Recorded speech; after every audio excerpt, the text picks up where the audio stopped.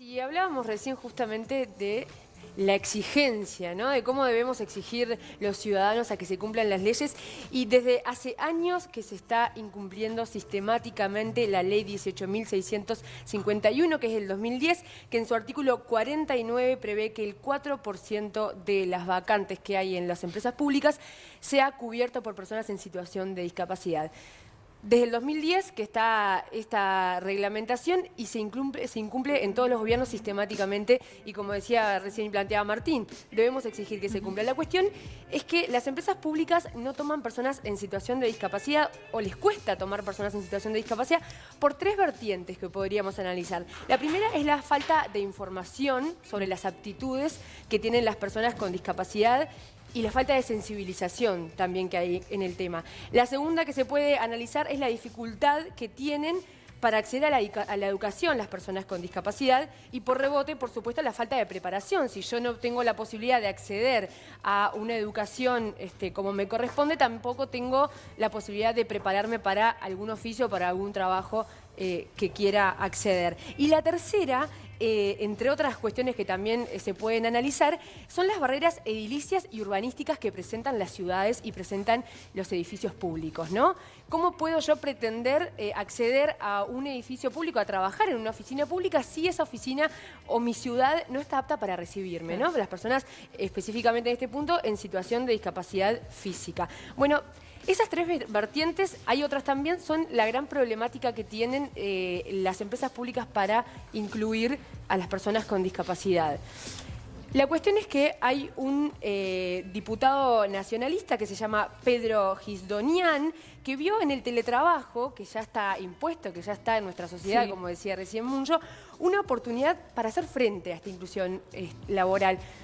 Una de esas tres vertientes que explicaba recién, que son un problema, que es la movilidad, no se vería más, claro, porque las personas podrían trabajar a través de sus casas. Bueno, este proyecto de ley fue muy bien recibido por el ministro Pablo Bartol, que lo recibió en su despacho, que lo vio con muy buenos ojos, que va a apoyar a través del PRONADIS del Ministerio de Desarrollo Social, pero va a ser elevado, por supuesto, a la Cámara y va a estar en tratamiento. Pero vamos a escuchar a ver qué decía el diputado para conocer.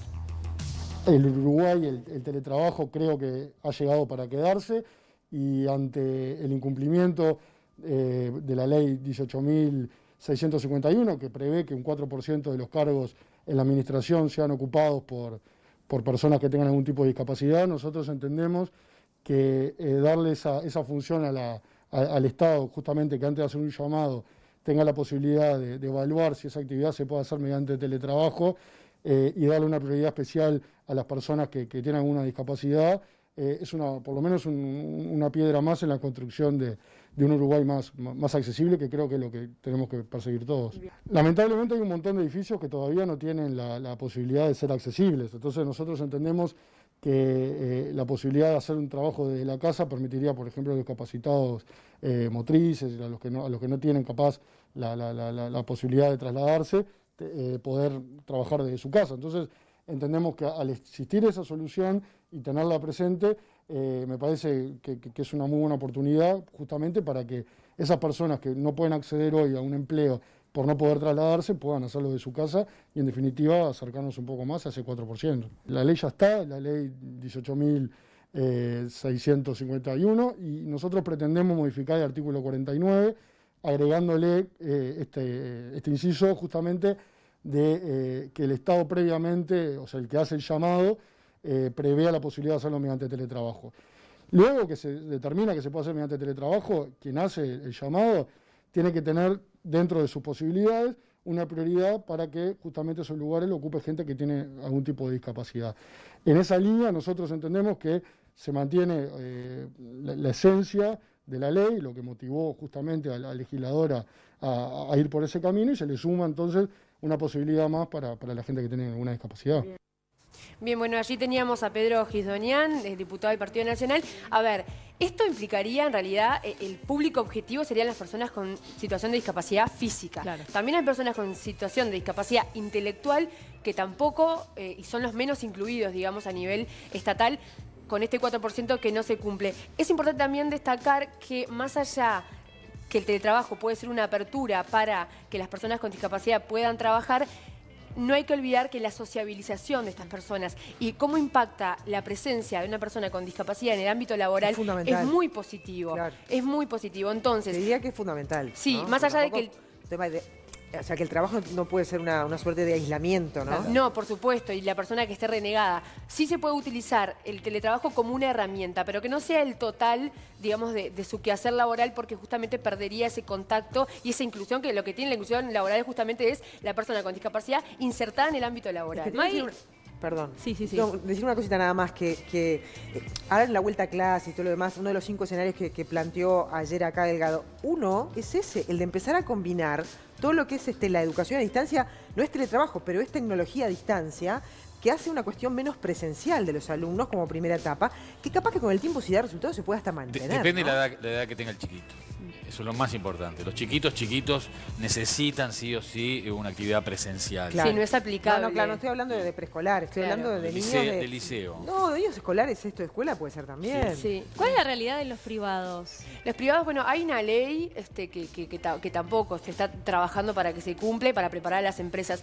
La realidad de las personas con discapacidad, sobre todo, es la falta de inclusión educativa, Claro. ¿no? Es imposible, es muy difícil que una persona que no tiene una preparación educativa pueda competir en el ambiente laboral. La realidad es que las personas con discapacidad siempre terminan abarcando trabajos que no requieren preparación. Así que la primera lucha es a través de la educación. Pero bueno, el teletrabajo se ve como una posible ayuda para cumplir este 4% que se incumple en la mayoría de los entes estatales, no se cumple la inclusión de las personas con discapacidad. Vamos a hablar ahora del protocolo del Ministerio de Salud Pública aplicado a las oficinas públicas, Daniel, que ya están casi que trabajando a media máquina, pero con mucha normalidad ya, ¿no? Yo quería hacer una acotación a lo que decía Maggie, porque justo una abogada de la ciudad de Rivera me comenta que un funcionario judicial teclea con los pies allá. Ajá. Dice que con una extraordinaria velocidad, no tiene brazos, teclea la computadora con los pies, una extraordinaria velocidad, no tiene faltas de ortografía. Y la importancia también de lo presencial, o sea, los compañeros de la oficina adecuaron la oficina a los efectos de poder cumplir con esa tarea. Ese es el ideal, ¿no? en realidad. ¿Cuál es el ideal? Que todas las oficinas públicas y que todos los lugares tengan accesibilidad. Claro. Como hoy no es una realidad y como las personas con discapacidad necesitan trabajar por una fuente de ingreso, pero además por ellos mismos, es una opción. Hay personas con discapacidad trabajando en muchos lados con excelentes resultados.